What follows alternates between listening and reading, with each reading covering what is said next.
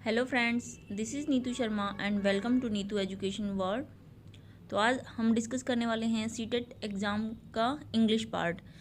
Hindi EVS और CDP का part मैं पहले ही डिस्कस कर चुकी हूँ। अगर आपने वो वीडियोस नहीं देखे हैं तो please go and watch, link description box में दिया हुआ है।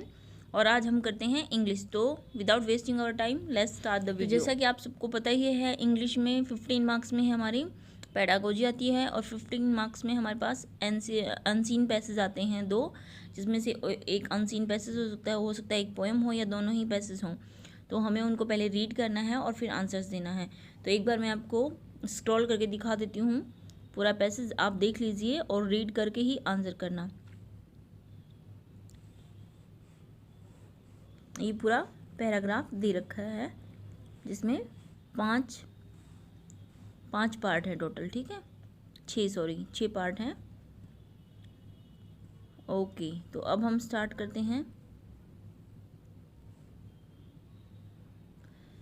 Question number 121, which one of the following word is similar in meaning to the word verify according to paragraph 2 as used in the passage.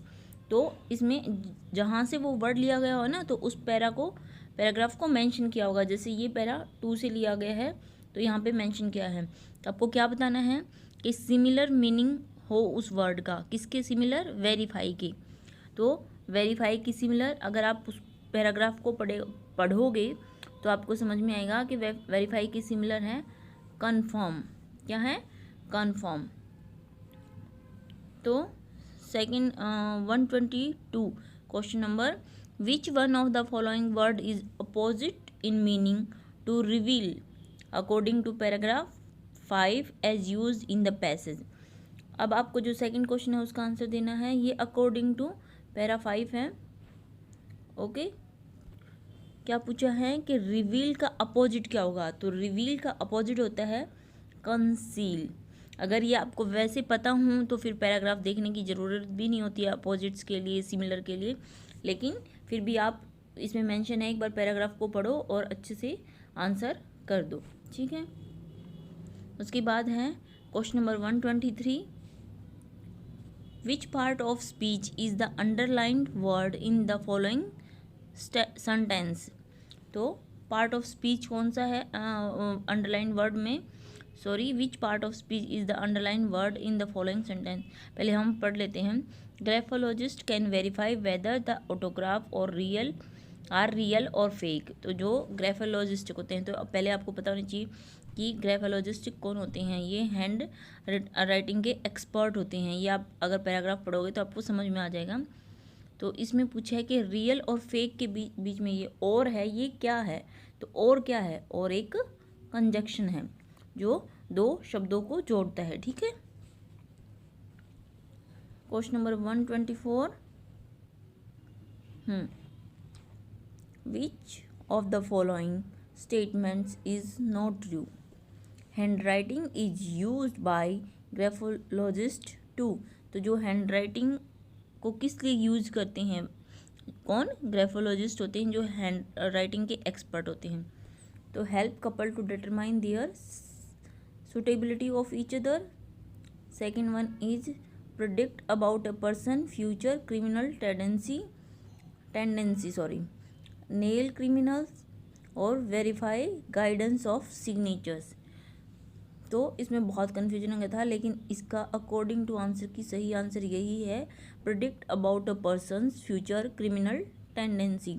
कि future में वो person criminal tendency का हो सकता है, यानी उसकी प्रिडिक्शन करते हैं। कौन? ग्राफोलॉजिस्ट, हैंड राइटिंग को देख कर, ठीक है। फिर है क्वेश्चन नंबर 125, ये अकॉर्डिंग टू पैराग्राफ बताया मैंने आपको। आगे है question number 125, a graphologist can give accurate information about. तो किसके बारे में एक्यूरेट इन्फॉर्मेशन दे सकता है? Setback a person is likely to face in future, कि पर्सन आगे फ्यूचर में क्या प्रॉब्लम्स फेस करने वाला है। A person chances to success, कि उसको सक्सेस होने के कितने चांसेस हैं। ए पर्सनस पॉपुलैरिटी ग्राफ, या फिर a person mental health.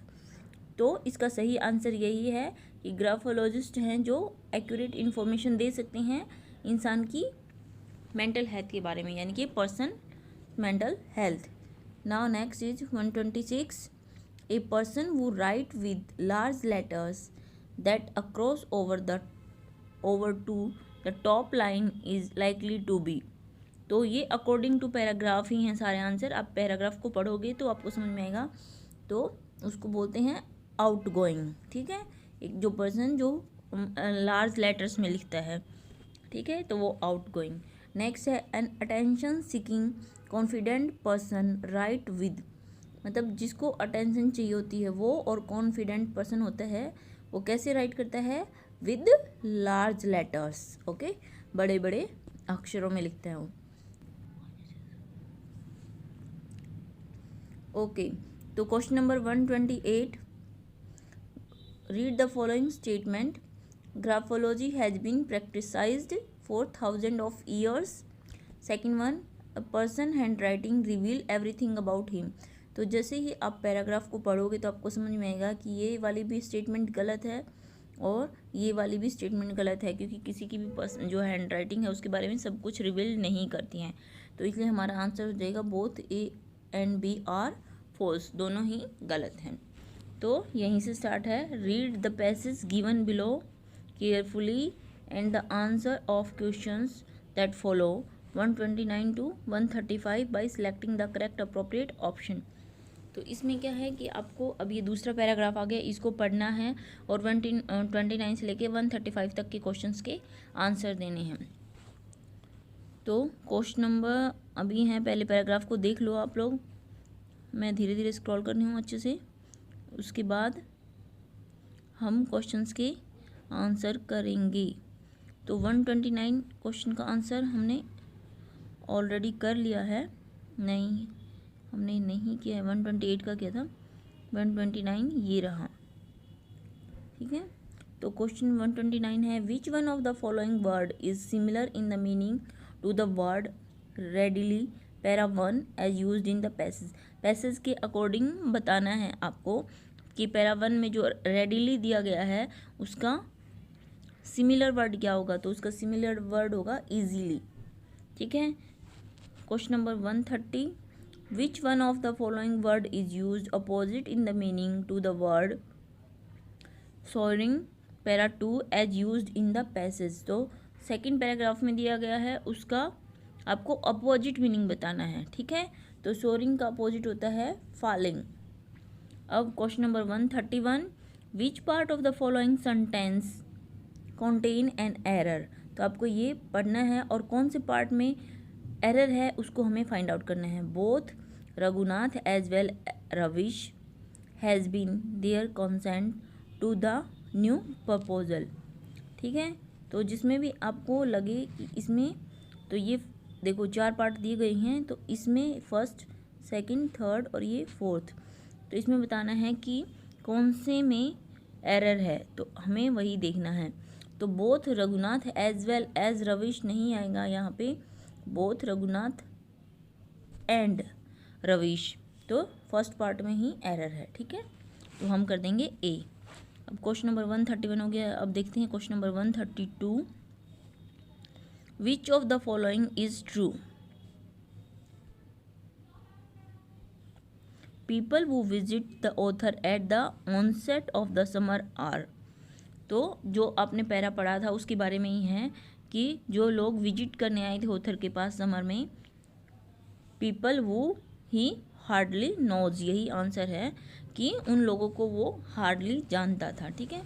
Question number 133, which one of the following ploys does the author not use to get rid of unwanted guest. तो इसका आंसर आपका सही रहेगा answer 1, there is acute water scarcity, okay, ये इसका सही answer है, there is acute water scarcity.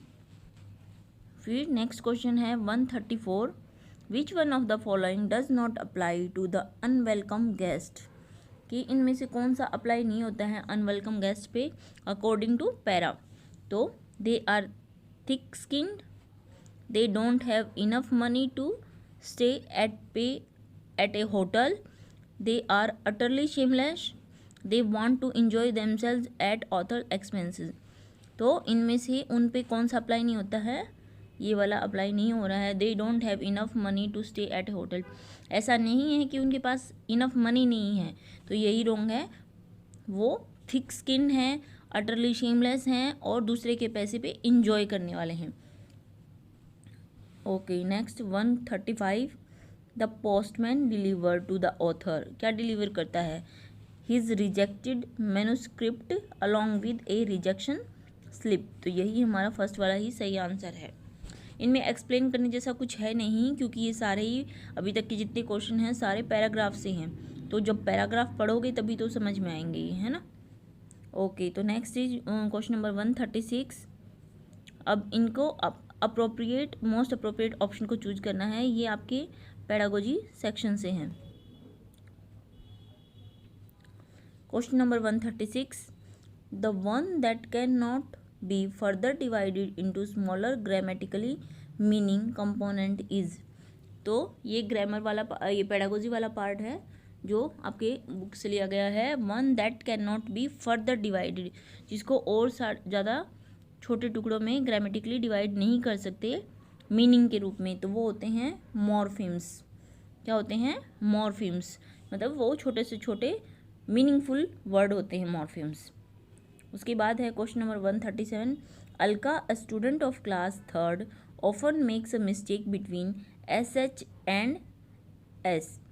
As a language teacher your interpretation will be, आपकी इंटरप्रिटेशन क्या होनी चाहिए, क्योंकि ये किसके बारे में बात है, एक लड़की है अलका जो कि SH और S में हमेशा मिस्टेक करती हैं। तो ask Alka pronunciation is not clear, hence you will give her more practice. Second, as a teacher you will ignore such silly mistakes. Alka is a careless student or it is due to influence of her dialect or language। तो ऐसा नहीं है कि उसको clear नहीं है pronunciation, ना ही आप उसको इग्नोर कर सकते हो। अगर कोई बच्चे को मिस्टेक है तो आप उसको इग्नोर नहीं कर सकते हैं, और ना ही वो केयरलेस है, सिर्फ वो अपने जो लैंग्वेज है, अपनी जो हो सकता है मातृभाषा है, उससे इन्फ्लुएंस्ड है। ओके नेक्स्ट है question number 138, a language teacher ask students to make a butterfly with paper by following her instructions, this activity will help the students to develop. तो एक टीचर ने क्या किया, बच्चों को बटरफ्लाई बनाने के लिए बोला है पेपर से, जिसके लिए वो इंस्ट्रक्शन देगी उनको। तो ये एक्टिविटी स्टूडेंट्स को क्या डेवलप करने में हेल्प करेगी, पेपर फोल्डिंग स्किल्स में। ऐसा तो जरूरी नहीं है, पेपर फोल्डिंग स्किल्स के लिए थोड़ी आप लैंग्वेज टीचर हो, तो ऑब्वियसली आप कुछ लैंग्वेज से रिलेटेड करोगे ना। रीडिंग कॉम्प्रिहेंशन, रीड कहाँ कर रहे हैं, वो तो बटरफ्लाई बना रहे हैं और टीचर उनको इंस्ट्रक्शन दे रही है। पेपर मेकिंग स्किल्स नहीं, पेपर मेकिंग का लैंग्वेज से कोई वो नहीं है। लिसनिंग कॉम्प्रिहेंशन, यस, इससे उनकी जो बोलते हैं ना लिसनिंग स्किल्स बेहतर होंगी। जैसे श्रुत लेखन नहीं होता कि टीचर कुछ बोली है और आप उसको लिख रहे हो, तो सेम वही है, यहाँ पे टीचर आपको इंस्ट्रक्शन देगी और बच्चे वैसे वैसे उसको बनाएंगे, तो बच्चों की लिसनिंग कॉम्प्रिहेंशन बेटर होगी, सुनने की जो क्षमता है। ठीक है, next question in 139, a language teacher ask students to collect flowers to make a flower scrapbook. She also asked them to write the name of each flower in their language and in English also. This activity will help her to promote। कि आप एक English teacher है, उसने बच्चों को क्या किया कि आप डिफरेंट फ्लावर कलेक्ट करो, एक फ्लावर स्क्रैप बुक बनाओ और उनके नाम आपको लिखने हैं। एक तो इंग्लिश में लिखने हैं, उसके अलावा आपको अपनी जो लैंग्वेज है उसमें भी लिखने हैं, यानी कि आपकी जो मदर लैंग्वेज है उसमें भी लिखने हैं। तो वो टीचर इस एक्टिविटी के थ्रू किसको प्रमोट कर रही है, वो मल्टी लैंग्वेजिज्म को, बहुभाषिता को प्रमोट कर रही है। इससे क्या होगा, बच्चे एक दूसरे की भाषा से भी परिचित होंगे। जब एक ही चीज़ को आप अलग अलग नामों से जानोगे कि इसको गुजराती में ये बोलते हैं, तमिल में ये बोलते हैं, या फिर हिंदी में ऐसे बोलते हैं, या किसी और लैंग्वेज में कैसे बोलते हैं, तो वो बहुभाषिता को प्रमोट कर रही है। ठीक है, अब 139 के बाद question number 140। Okay, in which of the following the role of learner is that of an independent learner. तो इनमें से एक लर्नर का, इंडिपेंडेंट लर्नर का क्या भूमिका होगी या क्या रोल होगा लर्नर के लिए? तो टीचिंग लर्निंग मटेरियल नहीं। इंडिपेंडेंट लर्नर के लिए in which of the following the role of learner is that of an independent learner? वो होती है बाला। आपने पढ़ा होगा बाला, जो हमारी उसमें लिखा हुआ है। बाला का मतलब होता है building as a learning aid. तो जो हमारी बिल्डिंग होती है, आपने देखा होगा स्कूल की जो बिल्डिंग्स होती हैं, वॉल्स पे अलग अलग कहीं लोगो लिखे हुए हैं, कहीं टेबल्स लिखी हुई हैं, कहीं पे कोई एक्टिविटी की पिक्चर्स बना रखी हैं, कहीं अल्फ़ाबेट्स लिखे हुए हैं। क्यों लिखे हुए हैं वो? क्योंकि बिल्डिंग को as a learning aid use कर रही हैं कि बच्चे इवन देख के भी अपने उसको मतलब समझें। Okay. 141 creating a reading corner in the classroom helps. मतलब क्लासरूम में एक कॉर्नर रीडिंग के लिए क्रिएट करने क्लासरूम को क्या हेल्प करता है? The children but burden the teacher to maintain a register and keep record of their work. ऐसा कुछ नहीं है कि आप टीचर पे बर्डन हो जाएगा और उनको मेंटेन करना पड़ेगा। टीचर तो स्कूल में करने के लिए ही आते हैं, तो उनको करना ही पड़ेगा। To share the responsibility of the librarian as the book are issued by teachers. No, librarian की रिस्पॉन्सिबिलिटी को कम करने के लिए थोड़ी हम वहाँ पे एक कॉर्नर बनाएंगे क्लासरूम में। Childrens to learn and revise their syllabus thoroughly. Syllabus को थ्रोली रिवाइज करने के लिए कोई कॉर्नर में, हम क्लासरूम कॉर्नर में रीडिंग बुक का कॉर्नर नहीं बनाते हैं क्लासरूम में, ठीक है। To provide opportunity to children to select books independently as per their interest. कि क्लासरूम में ही अगर एक रीडिंग कॉर्नर होता है तो बच्चे अपनी चॉइस से वहाँ से कोई भी बुक उठाएंगे और उसको रीड करेंगे। तो इससे क्या होगा, उनको अपॉर्चुनिटी मिलती है अपनी मर्जी से कोई भी इंडिपेंडेंट बुक सेलेक्ट करने की, अपने इंटरेस्ट के अकॉर्डिंग, ठीक है। नेक्स्ट है question number 142। Small kids at their initial stage love to move pen and pencil in to and fro or up and down position. This way of writing is. तो ये आपसे पूछा है कि जो छोटे बच्चे होते हैं, बिल्कुल छोटे होते हैं, मतलब लगा लो साल भर के बच्चे हो या मतलब 8-10 महीने के बच्चे हो या 1.5-2 साल तक के बच्चे होते हैं, तो वो छोटे बच्चे अब पेंसिल या पेन जो भी पेंसिल पेन जो भी उनके हाथ में आता है उसको ऐसे जिगजैग फॉर्म में, देखो ऐसे घुमाने की कोशिश करते हैं, वो ऐसे बना देंगे या ऐसे ऐसे कुछ भी करते रहेंगे ऐसे ऐसे। तो उन्होंने पूछा है कि उसको क्या कहते हैं, this way of writing is. तो उसको क्या कहते हैं जो वो इस फॉर्म में बनाते हैं?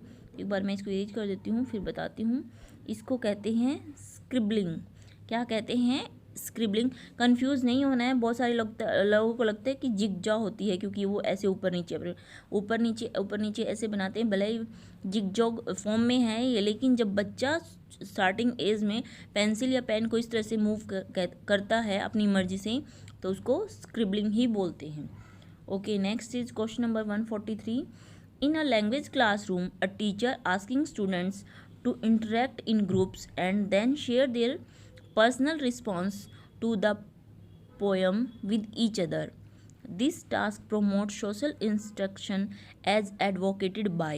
तो इन्होंने पूछा है कि क्लासरूम में एक टीचर क्या कहता है, सारे स्टूडेंट्स को बोलता है कि एक दूसरे से इंटरेक्ट करो और अपने जो पर्सनल रिस्पॉन्स हैं पोएम के बारे में एक दूसरे से शेयर करो।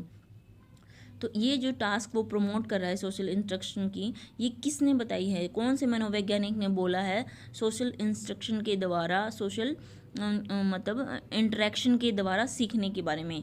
तो आपने पढ़ा होगा लव वाइगोत्स्की का सामाजिक सिद्धांत, कि वो हमेशा बोलते हैं कि बच्चा या कोई भी लर्नर है वो समाज में रह के, चाहे वो पीयर ग्रुप हो, चाहे पेरेंट्स हो, फैमिली हो, या फिर उनका सोशल वो हो कल्चर, सोशल कल्चर हो, उसमें रह के सीखता है। तो इसका सिंपल आंसर था सेकंड। अब question number 144। In a language classroom you have asked students to write down direction of reaching your home from school. When students have written down the direction they will then present their direction in pairs to each other. This activity will help increase। कि classroom में language की classroom में आपने क्या बोला बच्चों को कि वो अपने घर पहुंचने की डायरेक्शंस को लिखें और फिर उन डायरेक्शंस को अपने पीयर ग्रुप में या अपने एक दूसरे को ही शो करें। तो ये एक्टिविटी किस में हेल्प करेगी? तो ये किस में हेल्प करेगी? या तो आप चारों ऑप्शन पढ़ लो, नहीं तो सिंपल आंसर है their basic interpersonal communication skills, ये इसका आंसर होगा। क्योंकि अगर बच्चे आपस में इंटरेक्शन कर रहे हैं और एक दूसरे को अपनी डायरेक्शंस या अपनी चीज़ों को समझा रहे हैं, तो वो जो उनकी बेसिक इंटरपर्सनल कम्युनिकेशन स्किल्स होती है ना, उनको ही बेटर करने के लिए, उनको ही प्रमोट करने के लिए, उनको ही इंक्रीज करने के लिए होती हैं। ओके, तो यही इसका आंसर है। अब question number 145, which one of the following activity comes under the clap, CALP, ये एक क्लैप होती है, इसके अंडर में कौन सी एक्टिविटी आती है? विच वन, ये जो होता है कॉग्निटिव एकेडमिक लैंग्वेज प्रोफिशिएंसी, इसके अंडर में से इनमें से कौन सी एक्टिविटी आती है वो हमें बताना है। तो आंसरिंग कॉल नहीं, making an appointment for a salon नहीं, writing book review, making reservation, reservation के लिए थोड़ी आपको वो करोगे, तो राइटिंग बुक्स रिव्यू, कि किसी ने कोई बुक लिखी है और आपने उसको पढ़ा और उसके बारे में रिव्यू दिए, वही क्लैप के अंडर में आती हैं। ठीक है, तो next question is 146, the branch of linguistic that deal with explanation of the relation between language and society is known as. तो जो ब्रांच होती है, जो लिंग्विस्टिक भाषा की जो ब्रांच होती है, जो डील करती है किसके साथ, लैंग्वेज एंड सोसाइटी के बीच में जो रिलेशनशिप है उसको एक्सप्लेन करने के लिए, उसको क्या कहते हैं? उसको कहते हैं सोशियो लिंग्विस्टिक। नाम से ही पता चल रहा है क्या कर रही है ये, भाषा के बीच में और सोसाइटी के बीच में रिलेशन को एक्सप्लेन कर रही है। तो सोसाइटी के लिए सोशियो और लैंग्वेज के लिए लिंग्विस्टिक, सोशियो लिंग्विस्टिक कहलाती है। Okay, question number 147, formative assessments help in, मतलब कि जो आपके FA होते हैं फॉर्मेटिव असेसमेंट, वो किस में हेल्प करते हैं? Creating an environment where learners can compete with each other, हम लर्नर को कम्पीट करना नहीं सिखाते हैं, और ना ही हमारे एजुकेशन के जो एक्ट हैं वो बोलते हैं कि आप कम्पीट करना सिखाओ। Number two engaging learner in meaningful task and preparing them for competitive exam, again competition की बात हो गई, वो भी गलत हो गया। Assessing a teacher efficiency in teaching, तो टीचर की एफिशिएंसी को एसेस करने के लिए हम FAs नहीं लेते हैं, उनके लिए थोड़ी हम वो टीचर्स के लिए थोड़ी होते हैं, वो तो बच्चों के लिए लेते हैं ना। तो लेकिन क्यों करते हैं हम? Providing qualitative feedback to the learner to improve, तो जो लर्नर्स हैं उनके फीडबैक लेने के लिए, providing qualitative feedback to learners to improve, कि आप बच्चों से आपने जो पढ़ाया है उसको पूछते हो और आप देखते हो कि उन्होंने कितना, उनको समझ में आया नहीं आया, तो आप उनको क्वालिटेटिव फीडबैक देते हो जिससे वो अपनी आपको इम्प्रूव कर पाएँ। ओके, तो now question number 148, communicative language teaching method in English lays stress on giving opportunity to learners to participate in purposeful talk in the classroom as it's promote। तो क्या पूछा है कि जो कम्युनिकेटिव लैंग्वेज टीचिंग मेथड है CLTM, okay, तो in English की classroom के बारे में बोला है। Less stress on giving opportunity, कि अवसर देने पे ज़्यादा ध्यान देता है टू लर्नर्स को, किस चीज़ में? Participate in purposeful talk in the classroom, कि वो क्लासरूम में पर्पलफुल टॉक करें एज इट्स प्रमोट, और ये वो जो बातचीत करते हैं वो किस लिए करवाते हैं, किस चीज़ में हेल्प करते हैं, किस चीज़ को प्रमोट करते हैं?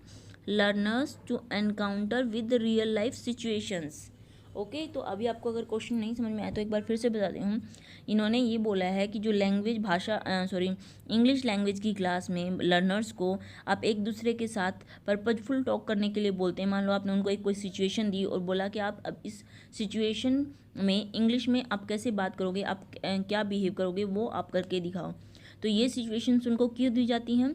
ताकि वो रियल लाइफ सिचुएशंस में एनकाउंटर कर सकें, उनको फेस कर सकें और अपनी कम्युनिकेशन स्किल्स को बढ़ा सकें, बोलने चालने की जो। ठीक है, question number 149, as per Stephen Carson the effective language teacher is someone who can provide input and help make it dash in a low and anxiety situation. तो ये पूछा है कि अकॉर्डिंग टू स्टीफन कार्सन के according the effective language teacher, जो language का effective teacher कौन है? वो समवन हु, कौन है वो? कि जो प्रोवाइड करवाता है इनपुट्स आपको इनपुट्स देता है और हेल्प मेक इट, और उसको क्या बनाने में हेल्प करता है, लो एंग्जाइटी मतलब कम फियर में आपको क्या उसको कॉम्प्रिहेंसिबल मीन्स बताने लायक आप उसको एक्सप्लेन कर पाओ, ठीक है, उसके लायक वो आपको बनाता है। तो इस 149 का आंसर हो जाएगा कॉम्प्रिहेंसिबल। नेक्स्ट क्वेश्चन है 150। A teacher divide the class into groups of 5 and ask them to discuss what they would do if they were caught in one of the following situation। तो आपसे पूछा गया है कि teacher ने क्या किया, क्लासरूम को ग्रुप्स में डिवाइड कर दिया, अलग अलग 5 ग्रुप्स में, और उनको बोला कि आप डिस्कस करो, आपको नीचे कुछ सिचुएशन दी गई हैं, अगर आप इन सिचुएशन में फंस जाते हो तो आप क्या करोगे। तो सबसे पहले है their friends fall down in the play field and it's hurts. उनकी पहली सिचुएशन क्या है कि उनका दोस्त प्लेग्राउंड में गिर गया है और उसको चोट लगी है। They are trapped in a building on fire, कि वो किसी ऐसी बिल्डिंग में फंस गए हैं जहाँ पे आग लगी हुई है। थर्ड वन है they are stuck up in traffic jam, कि वो ट्रैफिक जाम में बुरी तरह से स्टक है मीन्स फंसे हुए हैं। तो इन सिचुएशंस में आप क्या करोगे, यही उन्होंने पूछा है। लेकिन this activity is based on, किस पे बेस्ड है ये एक्टिविटी, हमारा ये जो जितनी भी सिचुएशन दी हैं ये सिचुएशन किस लिए दी गई हैं, हमारा मतलब रीज़न क्या है ये देने का, क्या करना चाहते हैं हम। तो हमने अगर 5 ग्रुप बना के बच्चों को इन 3 टॉपिक्स पे बात करने के लिए बोला है कि आपके साथ अगर ऐसा हो जाए तो आप क्या करोगे बताओ, आपके साथ ये हो जाए तो आप क्या करोगे बताओ। तो ये एक्टिविटी किसको प्रमोट करती है, ये आपकी CLT अप्रोच को प्रमोट करती है, यानी कि कम्युनिकेटिव लैंग्वेज टीचिंग। किसको प्रमोट करती है, कम्युनिकेटिव लैंग्वेज टीचिंग मीन्स बच्चों को उस सिचुएशन में कैसे कम्युनिकेट करना है इंग्लिश में, उस CLT अप्रोच को प्रमोट करती है। तो ये हमारे आज की क्वेश्चन कंप्लीट हो गई हैं 150 तक। आई होप आप लोगों को समझ में आए हों। अगर कोई डाउट हो तो please comment, and if you like my video please like share and subscribe and hit the bell icon, ताकि आप लोगों को ऐसे ही इंफॉर्मेटिव वीडियोज़ की नोटिफिकेशन मिलती रहे। Thank you so much.